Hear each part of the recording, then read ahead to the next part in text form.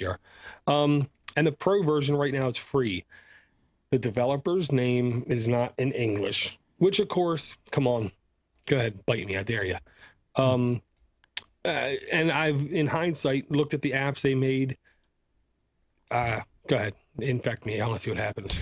It's actually a decent launcher. The one thing I like, if you look at the screenshots real quick, when you're looking at the app drawer, it's in a list format, which you think, oh man, that means I got to scroll forever to get to my app. Contraire, mon frere, there's little letters on the side. You hit that letter, you jump right to that letter in your apps list. So even with hundreds of apps on your phone, you can easily and quickly go, bang, there's my app. Huh. Cool. I like it. Sounds like it.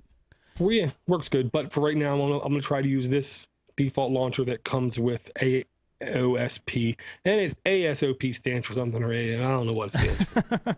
I just hope it's nice. I think it's Android Open Source Project. Oh, there you go. See, that is correct. That is correct. Thank you very much, guys.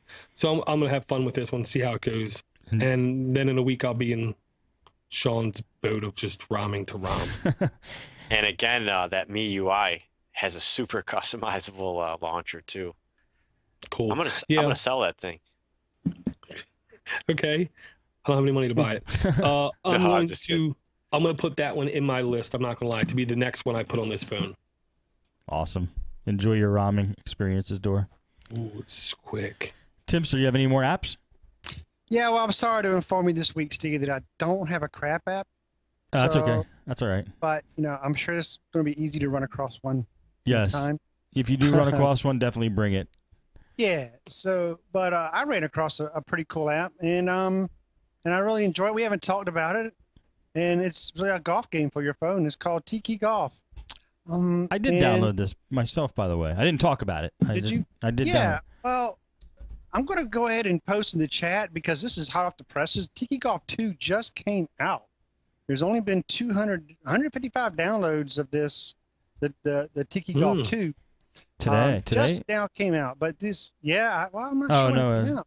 I'm not sure when either. It doesn't have very many downloads. The original one has like over 1,000 something, 1,500 downloads, I think. But it's a really fun game. So, you know, ramps, mega power boosts, giant dartboard targets, huge hammers, loop-de-loops, pipes, pineapples, on and on. You have upgrades, unlockable secrets and clubs and unlockable golf balls. And if we could just take a real quick peek at it real here for a second, you can just kind of get an idea of at least what the original game looks like here. Very good graphics, very smooth, can run on all devices, not just the Droid X2 here, but you can pick your island, so you start off with easy, then you unlock medium, and you unlock hard after that. But there are 4 courses, 72 holes. There's pineapples all over the place too. Yep, lots of fun to be had. Really easy to play. You just hit the swing button, and there's a meter that goes up. You press it again, and well, there you go. Nice shot. Nice shot. Oh, I wanted so to you know, you pretty much aim and shoot. It's an aim and shoot game, but it you know, for what it is, the graphics are really nice. Yeah. It plays really well, and it's a lot of fun. Definitely a great time killer. Yeah. Yeah, it looks like it. Well, I'll tell you what I was wishing, Timster. You would aim it, and then hit a button, and then take the phone and swing the phone, and then let go of the button, and you would swing, but I guess not. Well, it's not a Wiimote. But... No, Steve C, I'm not making the app. But I'd like to see what the Tiki Golf 2 has to bring, because it looks... Tiki Golf, the original was fun. The second one... it was updated in September. You sure it's new, Tim? I don't know. Let us know. I didn't see it before. There's only 155 downloads, so yeah, I guess so. Wasn't this a game for like? There's Steve. There's over 5,000 of the original Tiki Golf. Oh, really? Cool. Yeah. What, Sean? That's what I was gonna say. I thought it was a game for like Nintendo or something. Oh. It sounds like it. Yes. I'm not sure. Sounds very, very familiar. Dude, that just freaked me out. What's that? I hit the power button on my phone to make my phone dim. And let's see if we can catch it on the camera. Are you ready? Mm-hmm. It was like a TV. Like, oh my god! I think that's the way Cyanogen closes up. Yeah. Yeah, it does. Yeah. Ellis, what else did you want to bring? You had some geeky hacky stuff you had, didn't you? Yes, I did. Okay. Well, I know I've talked to some of you guys. I do some hardware hacking. I was able to talk to a gentleman. His name is Adam Outler, and he's on XDA forums, and he does what they call the Unbreakable, also known as developer mod, and I have a Droid Charge, and he was asking for other devices that have a Hummingbird processor, and the Charge is actually one of them. And they're actually becoming fewer and fewer, I think, out there due to the fact of we're going to newer processors. Right. And so I somehow bricked my device flashing a kernel, which I know how to flash kernels, but I think it's because of the Hummingbird. I actually found out later it has a chance of randomly bricking. It's the way the processes are built. And so I got in contact with him, and I talked with him for a while, and we actually started the developer mod for the Droid Charge. And you ask, actually, what does that entail? Well, first what we had to do is actually pull the phone down. And I had pictures of it torn down on Google Plus. And I tore it down. I sent him the motherboard, and he helped do some R&D. And I actually got some of the end products.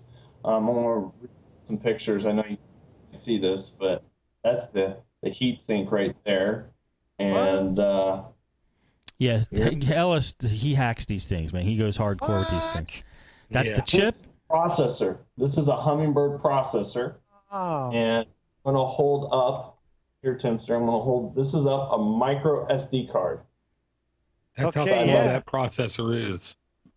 That is a Hummingbird processor, and if you see a little bit of shiny, that is actually the thermal paste.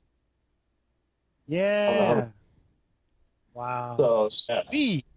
it's a clear type thermal paste, and I'm not sure what type it is because it's clear. I've never seen thermal paste that was clear. Yeah. I'm not really sure what to do, and so we were able to take it apart, and what we were trying to do is we were trying to find the it's similar to a JTAG pin device, which is what they use to brick Samsung devices. But what we're doing is we're soldering in a resistor, and we're causing when the processor boots up to recognize it as it's on the bench and a hardware basically it's in a hardware analyze.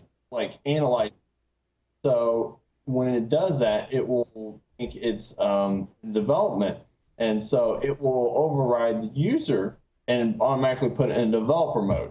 The benefits of that is you can go ahead and flash bootloader, and the Nexus S actually has a Hummingbird, so we'll just flash the Nexus S bootloader, and then we can flash anything else that has a Hummingbird software.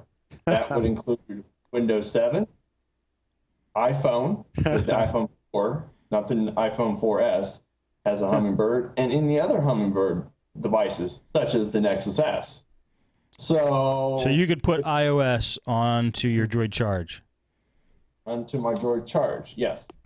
So we can actually turn basically these devices into developer phones.